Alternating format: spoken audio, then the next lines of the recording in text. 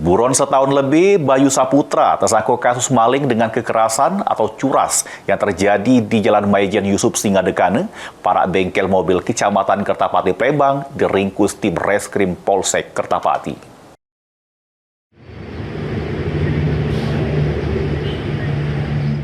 Anggota Reskrim Polsek Kertapati Plembang berhasil ngeringkus Bayu Putra, DPU kasus maling dengan kekerasan atau curas yang terjadi di Jalan Maijen Yusuf Singadekane, para bengkel mobil Kecamatan Kertapati Plembang.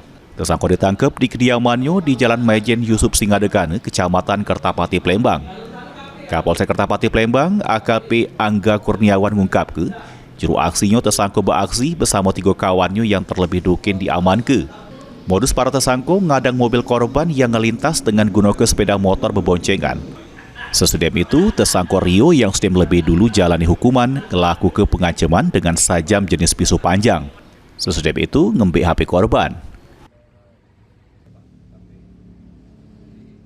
Kemudian yang ini Bayu, ya, jadi mereka ini berempat, modusnya mengancam supir truk di Jalan Yusuf Singadekane. Itu kejadian itu 20 Februari 2024. Nah, ini termasuk DPO terakhir dari 4 orang itu sudah tertangkap kemarin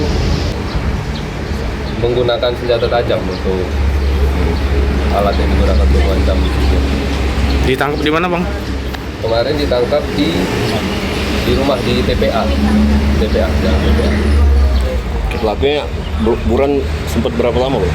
Buron kurang lebih hampir 1 tahun, lebih dari 1 tahun.